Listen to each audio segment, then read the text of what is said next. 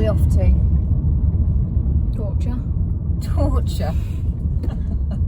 Well, it's school, it's the same thing. Same thing, different names. Ted has got an acclimatisation day at school so that they know which way the one-way system works and what bubble they're going to be in, and I want to find out who's in my what tutor. days they have a packed lunch and they go and eat in the marquee, and what and you're going to find out who your tutor is. And I imagine so.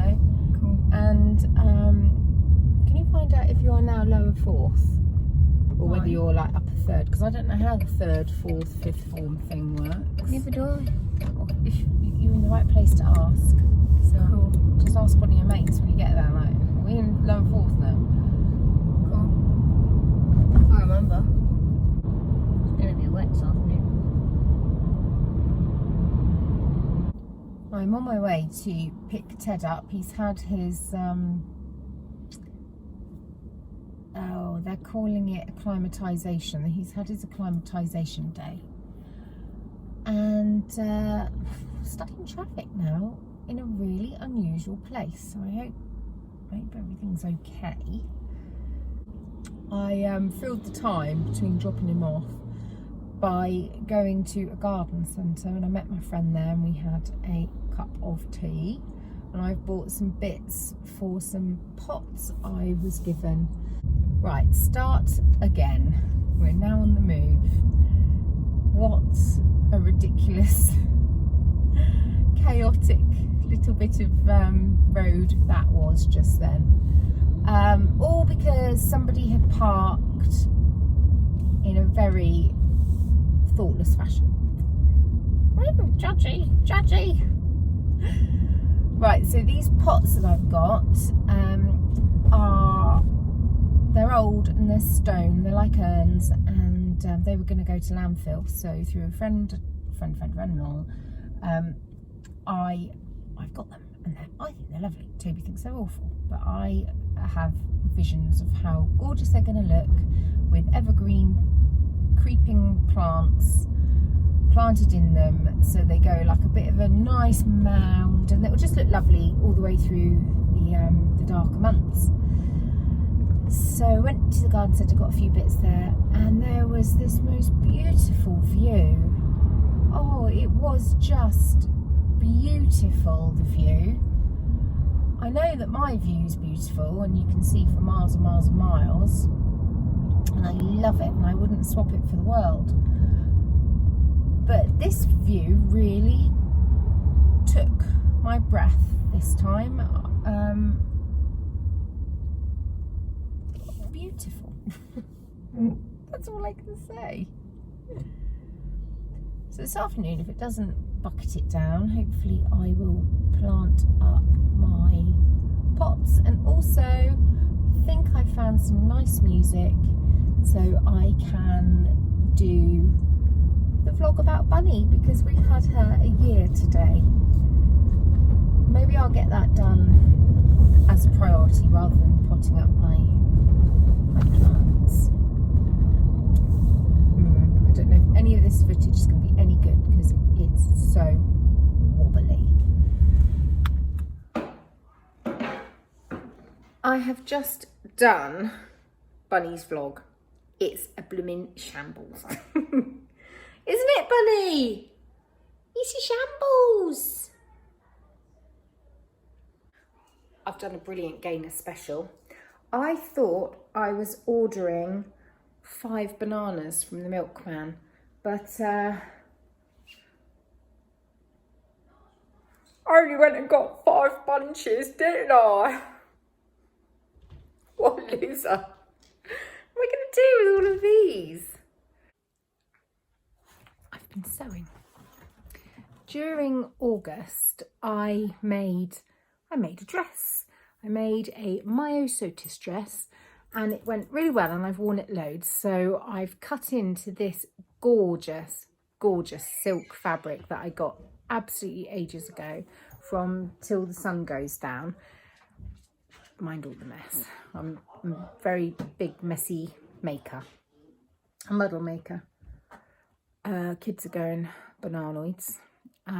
It's been a really wet, dank, stormy day today, so they've not been outside much. Right. Oh, my arm aches. I'm gonna have to put my tripod up. Look, it's there still from when I did a bunny vlog just now. Right, I got you on the tripod. I'm trying to think where to start. Many of you will know that my son Bill, who is going to be 15 next month, I can't believe it. He's got a variety of special needs. He's got multiple labels, and he goes to a really gorgeous little school that has been our absolute saviour and his. And it's a little independent school, but over half of the kids that go there are actually on an EHCP, which is the new version of a statement. It's an education healthcare plan, which means that they are funded. Oh no, Toby's out there skulking, which means I'll get all self-conscious. Getting nervous? Self-conscious. What are you eating? Crackers. Crackers. I'm starving. I'm hungry too. Is Teddy back? Not yet. It's been ages. Oh no. Because of the weather. I'm doing something here, you know. Oh really? I didn't realise. I thought you were just... No, I'm vlogging. Okay. What do you do? Do you want to join in? No. Are those Bill's tracksuit bottoms? No, they're mine. Really short in the leg. Oh no, I don't think they fit me. I don't think they do. I wish you could see him. He's got a blue he's got a blue t-shirt on, bottle green tracksuit bottoms that are too short, and then very stripy socks. Right. Go away. No, I don't know where I got to.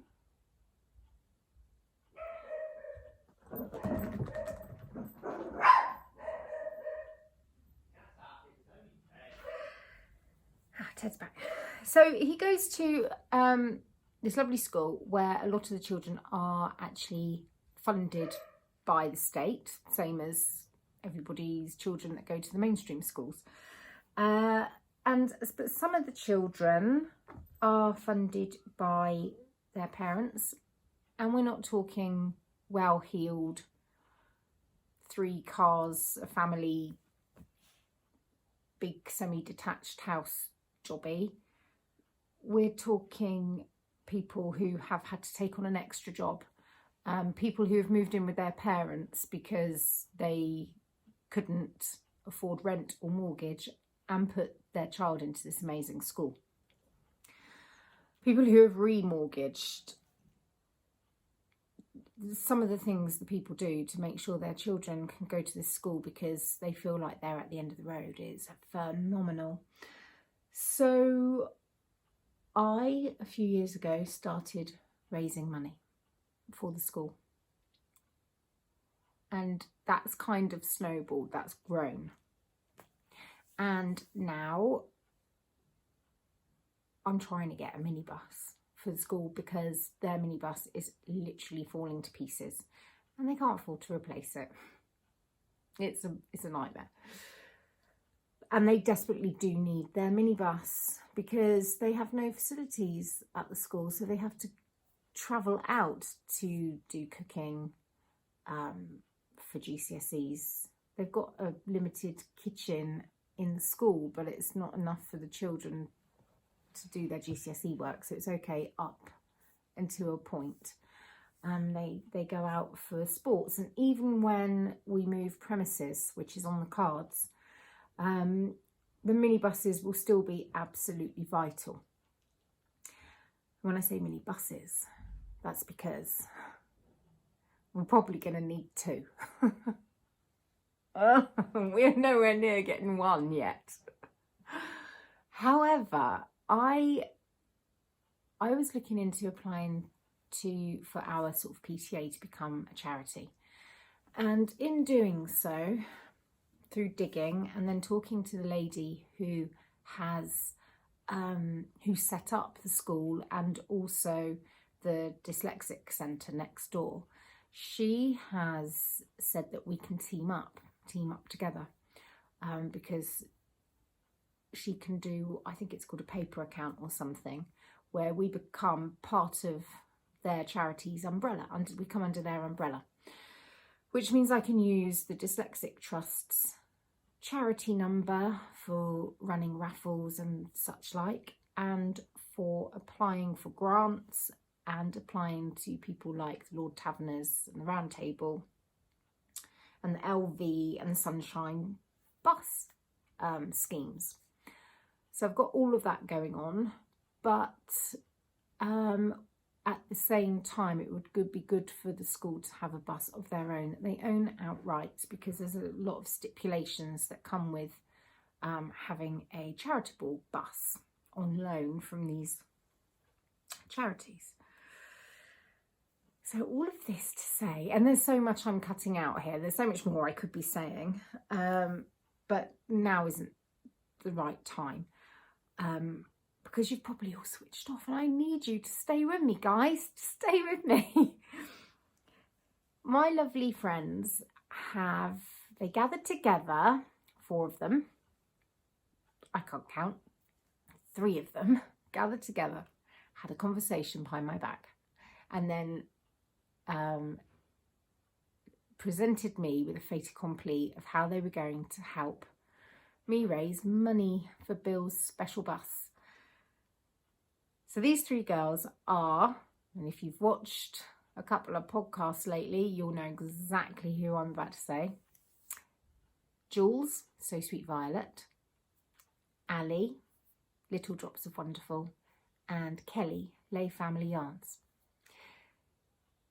I don't know who came up with the idea, because they organised it all amongst themselves. But they said to me, Gaynor, if you would like, this is what we would like to do. Ali wanted to use the Strictly Sock-Along that she runs each year, or has done for the past 4 years. She wanted to put that to good use to benefit a charity. So she has said she's gonna back Bill's special bus campaign. And Jules has designed a sock, a gorgeous sock called the Lola sock. I'll show you it in a minute. And she's going to be donating money from sales of the pattern. I think £4, £3. I can't remember the figures. I get confused. £3 or £4 from the sale of each pattern. And Kelly has dyed up the official Strictly Sock-Along sock yarn, and she's donating £3 or £4 from each sale of that to Bill's special bus. Not only that, word on the street is there's going to be an advent calendar up for grabs, but I'll probably raffle that off in October, November. I've got so many things to raffle, you're all going to get sick of me, absolutely sick of me. I've got a pile of things behind that wall there in a cupboard. Some are what I would see as kind of quick raffles, just a 2-3 day grab this type jobby, and some of them are they're it sounds wrong to say they're really sought after, but there's some things that are kind of more high value and therefore less accessible to the masses. So there'll be a longer raffle, you know, 1, 2, 3 week kind of raffle thing. Lost my train of thought again. It doesn't take much, does it? So without further ado, I'm going to show you the Lola sock that Jules, actually I'm going to insert a picture of the Lola sock. So the Lola sock is yellow because of yellow feathers in her hair, and the lace panel down the front is representative of the feathers. It's a 4-row repeat, and you only have to concentrate on one of the rows. So that is my kind of lace. And it looks so fancy. You wouldn't know that it is as simple as it is. And believe me, it's simple. I've made barely any mistakes. And the stripes down the bottom, they represent the ruffles on the ladies' skirts on Strictly. And then there's the adapted beanie toe, which is one of Jules' signature sort of. Often with Jules' socks, she'll have the beanie toe and the Godet heel. And for this sock, she has done it top down instead of bottom up. So she's inverted everything. And I was one of the test knitters. And let me tell you, that girl does not rest until something is perfect. She's changed this heel 3 or 4 times. And she nailed it. She cracked it. She's brilliant. So I knitted them out of my sock yarn that I dyed with coffee and turmeric. And it came up like this. So I don't have one of Kelly's official skeins just yet, because she has been mad busy dyeing up for her advent calendars. So I can't show you that here and now in the flesh, but Jules did knit hers out of it. So the picture you've just been looking at, that's the Strictly sock set. That's the official sock set. But I wanted to knit mine in this yellowy colour because they're called Lola. And also I want to wear these with my Chelsea boots, with a pair of jeans, rolled up with them on show. And I just thought that these would look really kind of autumnal and earthy, which is that's my jam at the moment. But sadly, something awful happened. I had a phone call and got cut off. And again, I forgot where I was.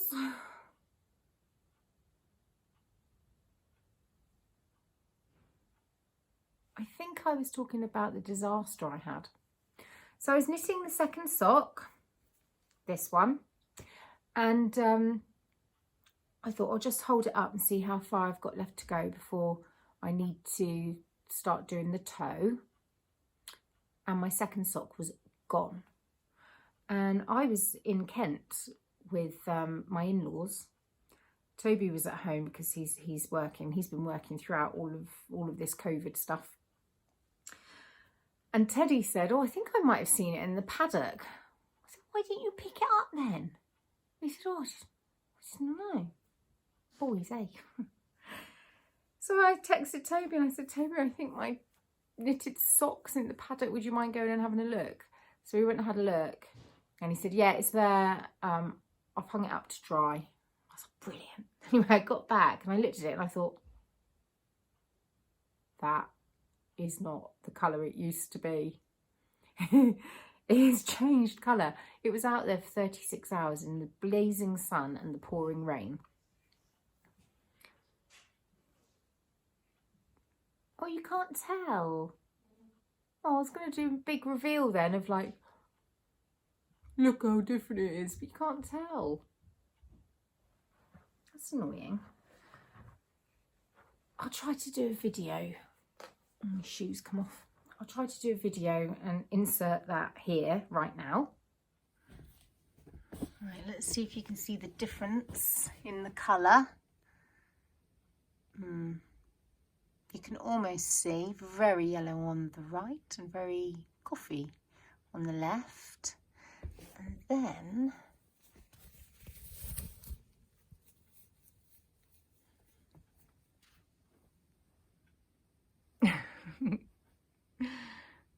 look at that.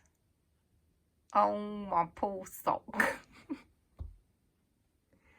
Poor thing. But look at that lace. Can you believe that's only a 4-row repeat?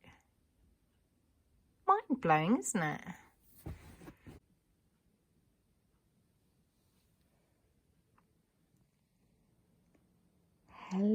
pretty girl.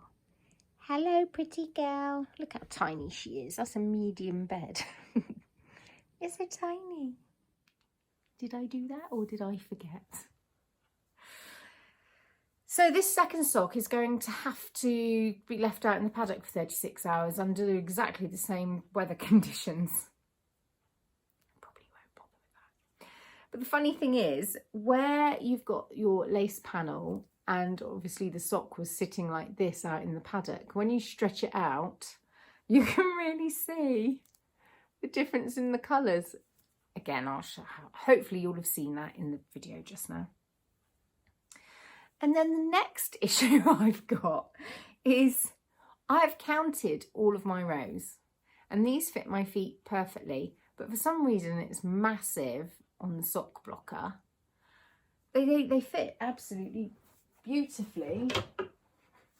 I'm going to put the second sock on the sock blocker to show you. It's ridiculous. It's like I've got...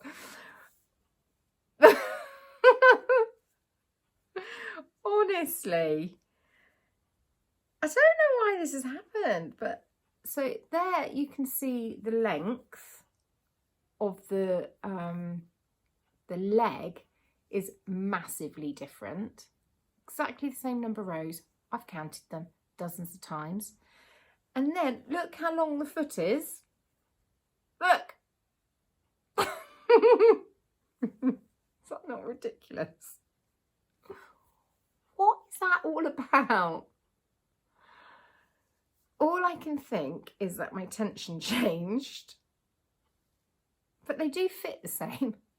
Or these, by getting wet and getting hot, have shrunk somewhat, but absolutely none of my other socks fit my sock blocker like this. But honestly, they're perfect on my feet. I'll pop them on. I'll pop them on and I'll pop a video in so you can see. So annoying. Such an enjoyable knit though. Oh, and they do feel lovely. Ready? See? Oh look, you can almost see the difference in the colours here. But look, they fit absolutely... Ooh, look at that. It's weird, isn't it?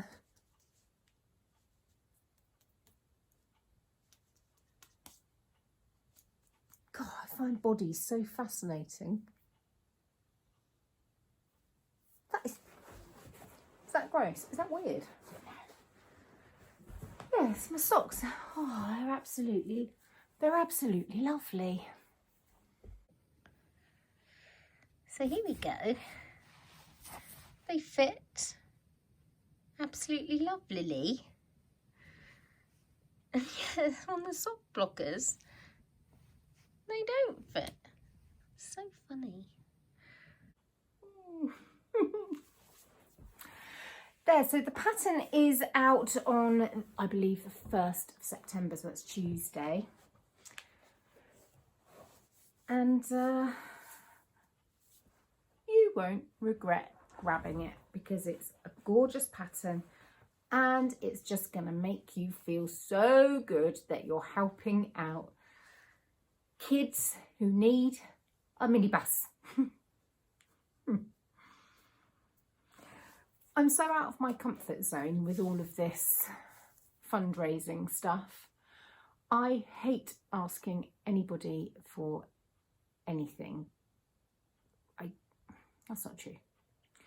I'm uncomfortable with reaching out and asking for help.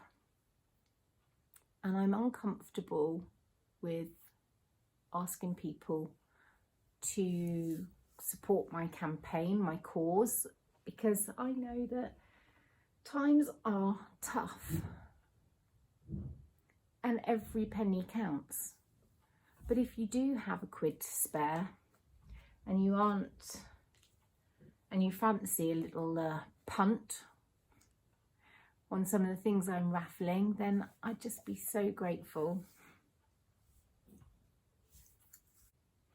I mean, obviously what I'm talking about at the moment isn't a raffle. It's purchases. It's purchasing a pattern and purchasing yarn. And if you wouldn't mind using the hashtag Bill's Special Bus so that people can find my cause, that's so helpful to me. If you tag me and tag my cause, it is, what does the light do? It is so helpful. And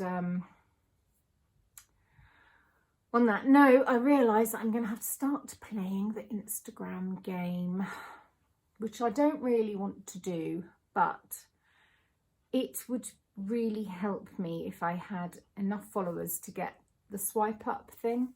It would just make life a lot easier for a lot of people when it comes to finding the links for things that I talk about to do with my fundraising. So yeah,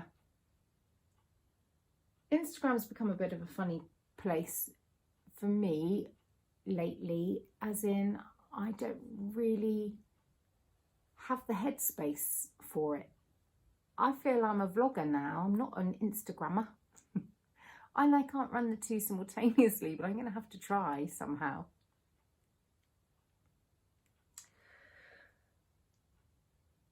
So I've been talking for a really long time, and I think it's probably time for me to button it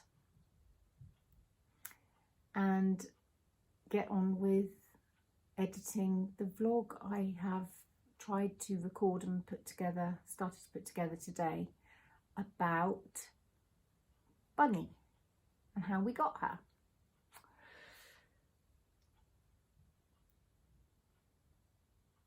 I don't think this will have been a particularly good vlog. So all that is left for me to say is thank you numerous times for all that you do and for all of your watching and your clicking of the like button and subscribing. It all really helps. So thank you very, very much. And I will see you very soon.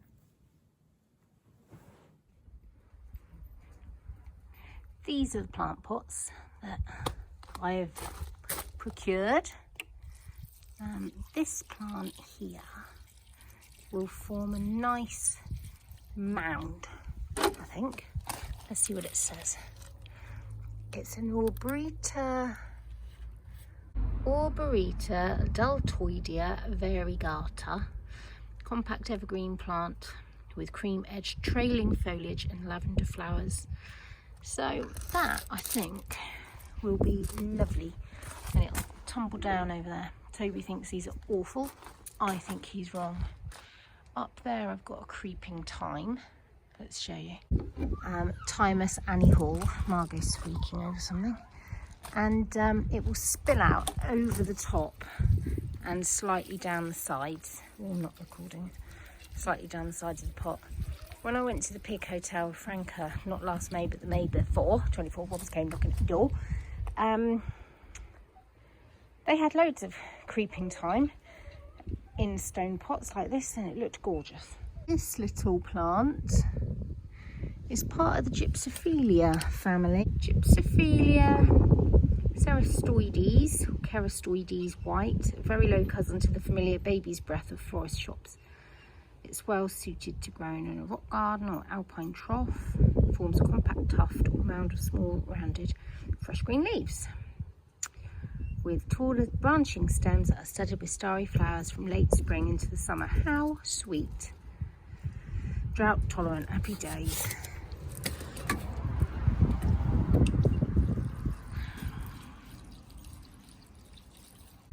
What I'm hoping for this one is that it will come to the sides and then make a nice little round dome.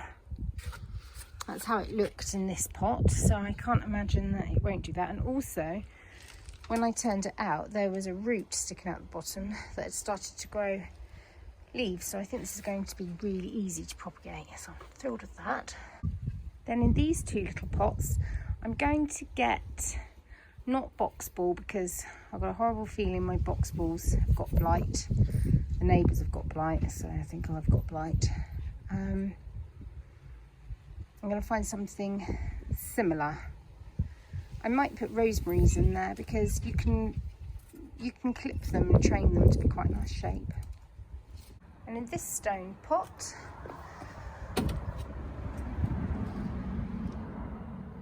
I've got deep viola blue, good for summer and winter. These ones, it says on the label. Look at that, stunning. And I've got this Lamium maculatum white Nancy, which is an evergreen perennial that will probably eventually just fill this pot. So there. Hopefully everything will grow really nicely and Toby will say, oh yeah, they are nice. He probably won't though. Oh, what am I recording again? Oh, heavens above. Been doing this long enough, you think I'd know what I was up to. And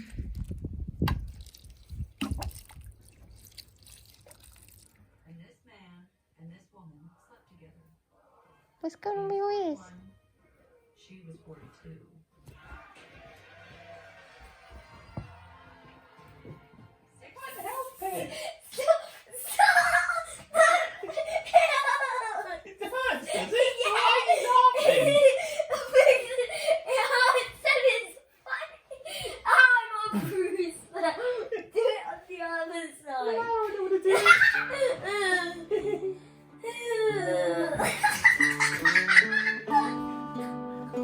Always.